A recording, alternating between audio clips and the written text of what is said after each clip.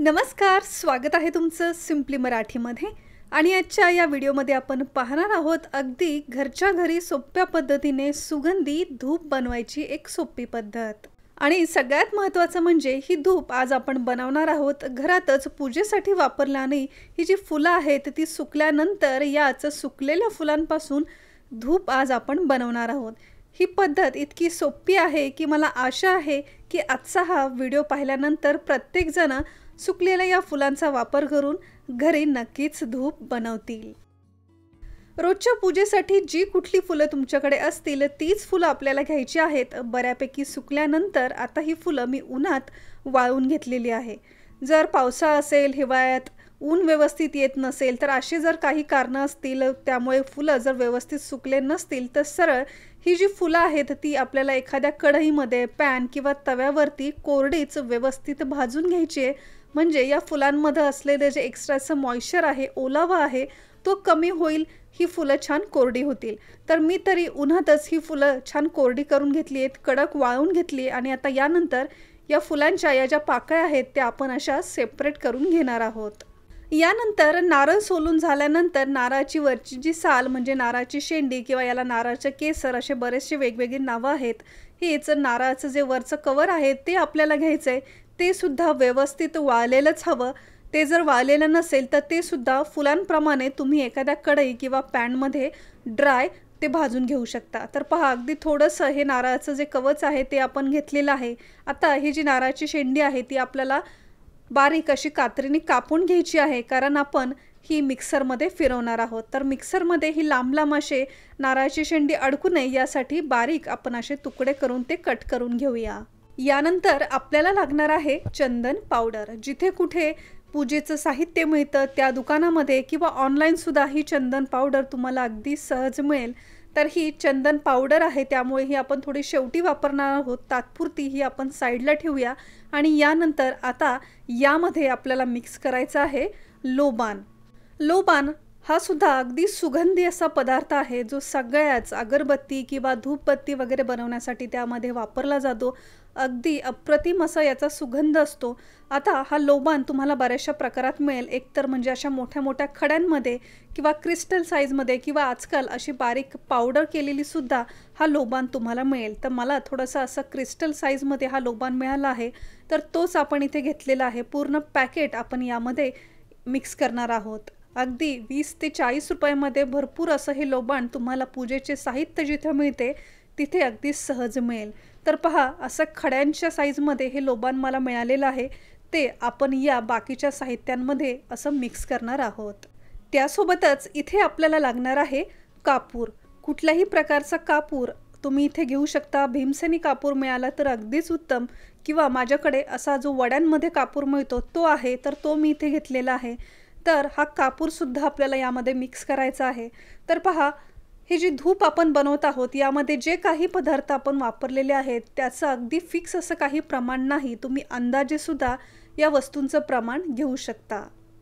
कापूर नंतर जर घरामध्ये लवंग किंवा तेजपत्ता वगैरे असेल तर त्याचा सुद्धा वापर इथे तुम्ही करू शकता, परंतु हे अगदी ऑप्शनल आहे। जसं की मार्केटमध्ये भरपूर फ्लेवरच्या किंवा भरपूर अशा सुगंधी धूप आपल्याला मिळतात, अगदी त्याचप्रमाणे जे कुठलं साहित्य घरामध्ये अवेलेबल आहे ज्या त्या फ्लेवरचं ते तुम्ही यामध्ये मिक्स करू शकता। सगळ्यात महत्त्वाचं म्हणजे जर कोळसा तुम्हाला कुठे मिळाला तर कोळसासुद्धा नक्की वापरा। मार्केटमध्ये ते काळ्या रंगाचं आपल्याला जे धूप मिळतं ते या कोळशामुळेच त्याला छान असा रंग येत असतो, परंतु काय होतं शहरी भागामध्ये आपल्याला कोळसा शक्यतो मिळत नाही। मग अशा वेळेस जे घरामध्ये आहे त्यापासूनच आज आपण हे धूप बनवणार आहोत। तुम्हाला जर कोळसा मिळाला तर इथे तुम्ही कोळसा नक्की वापरा। आता हे जे सगळं साहित्य आपण एकत्र गोळा केलेलं आहे हे आपल्याला मिक्सरच्या भांड्यामध्ये घेऊन छान फिरवून घ्यायचं आहे। याऐवजी तुम्ही हे सगळं साहित्य अगदी सेपरेट सुद्धा मिक्सरमध्ये बारीक फिरवून घेऊ शकता। मी इथे सगळं एकत्रच फिरून घेत आहे। जर तुमच्या मिक्सरच्या भांड्यामध्ये हे जर व्यवस्थित फिरत नसेल तर आधीच तुम्ही सगळ्याच या वस्तू अगदी सेपरेट बारीक पावडर करून घेऊ शकता। म्हणजे की नारळाची शेंडी जी सेपरेट तुम्ही बारीक करून मिक्सरला फिरून घ्या, किंवा कापूर पावडर, फुलांचा सुद्धा बारीक जो चुरा आहे तो सुद्धा सेपरेट मिक्सरला फिरून घ्या।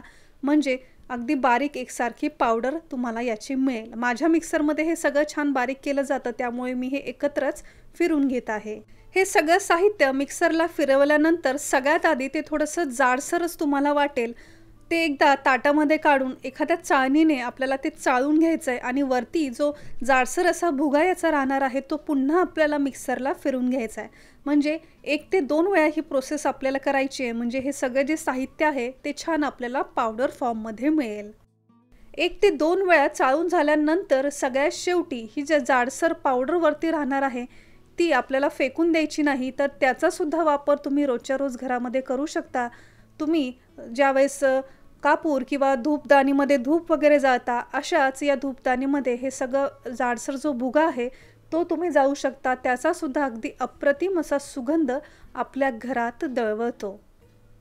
तर हे पहा, सगळ्यात शेवटी काही अशा प्रकारे सगळ्या साहित्यांची एक बारीक अशी पावडर आपण मिक्सरला फिरून घेतलेली आहे आणि आता सगळ्यात शेवटी एका बारीक अशा चाळणीने मी ही चाळून घेणार आहे, म्हणजे अगदी बारीक अशी पावडर आपल्याला शेवटी या ताटामध्ये मिळेल। सगळ्या साहित्यांची पावडर तयार करून झाल्यानंतर सगळ्यात शेवटी चंदन पावडर आपली यामध्ये मिक्स करायची राहिलेली आहे, ती आपल्याला सगळ्यात शेवटी यामध्ये मिक्स करायची आहे।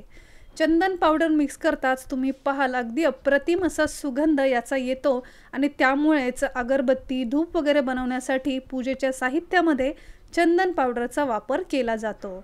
आता हे जे सगळं कोरडं साहित्य आहे ते छान एकत्र बाइंड करता यावं यासाठी इथे आपण तुपाचा वापर करणार आहोत। जसं लागेल तसं आपल्याला यामध्ये तूप मिक्स करायचं आहे। त्यासोबतच यामध्ये 1 ते 2 चमचे तुम्ही थोडंसं गुलाब पाणीसुद्धा मिक्स करू शकता। गुलाब पाणी आणि तुपामुळे हे सगळं कोरडं साहित्य छान बाइंड होण्यास तर मदत होतेच, याचा अप्रतिम असा सुगंधसुद्धा येतो। तर लागेल तसंच आपण तूप आणि गुलाब पाणी यामध्ये मिक्स करणार आहोत। या सगळ्या साहित्याचा एक घट्टसर असा गोळा आपल्याला करायचा आहे, त्यामुळे लागेल तसंच आणि लागेल तेवढंच तूप आणि गुलाब पाणी मिक्स करून याचा घट्टसर असा गोळा आपण एक तयार केलेला आहे। आता अंदाज यावा यासाठी एखादा चमचा तुम्ही घ्या आणि चमच्याच्या मदतीने थोडं थोडं पोर्शन असं सेपरेट करून या एका पोर्शनपासून आपण हातावरती अशा या धूप स्टिक बनवणार आहोत। तुम्हाला जर मोठ्या प्रमाणात बनवायचं असेल तर मार्केटमध्ये या धूप स्टिक बनवण्यासाठी असे मोल्डसुद्धा मिळतात, ते सुद्धा तुम्ही घेऊ शकता, ज्यामुळे अगदी मार्केटमध्ये मिळतात तसे एकसारख्या आकाराचे धूप तुम्ही बनवू शकाल। आता अशा प्रकारे या साहित्यापासून आपण छान अशा या धूप बनवून तयार केलेल्या आहेत। तर या थोड्याशा ओल्या आहेत, त्यामुळे सगळ्यात आधी या आपल्याला छान सुकवून घ्यायच्या। तर या सुकवण्यासाठी उन्हात ठेवायच्या नाही, एकतर घरातच एक पूर्ण दिवस तुम्ही या व्यवस्थित वाळू शकता किंवा जर लगेच वापरायच्या असतील तर फॅन खाली कमीत कमी 2 तास जर तुम्ही या सुकवल्या तर या अगदी पटकनही सुकतात। तर पूर्ण 1 दिवस घरातीलच नॉर्मल टेम्परेचरवरती या धूप मी छान व्यवस्थित वाळवून घेतल्या आणि यातलीच एक धूप स्टिक मी आज तुम्हाला पेटून दाखवणार आहे। तर इथे तुम्ही पाहताय अगदी छान अशा धूप स्टिक आपल्या तयार झालेल्या आहेत। यातलीच एक धूप आपण इथे पेटून पाहिलेली आहे। खूपच अप्रतिम असा सुगंध याचा येतोय, अगदी शेवटपर्यंत ही धूप स्टिक जळते, त्यामुळे तुम्ही सुद्धा अशाच प्रकारे धूप स्टिक घरी बनवा आणि त्याचा वापर करा। आजचा हा व्हिडिओ आणि माझी ही मेहनत जर तुमच्यापर्यंत पोहोचली असेल तर व्हिडिओला एक लाईक नक्की करा आणि अजून जर तुम्ही सिम्पली मराठी या चॅनलला सबस्क्राईब केलं नसेल तर नक्की सबस्क्राईब करा।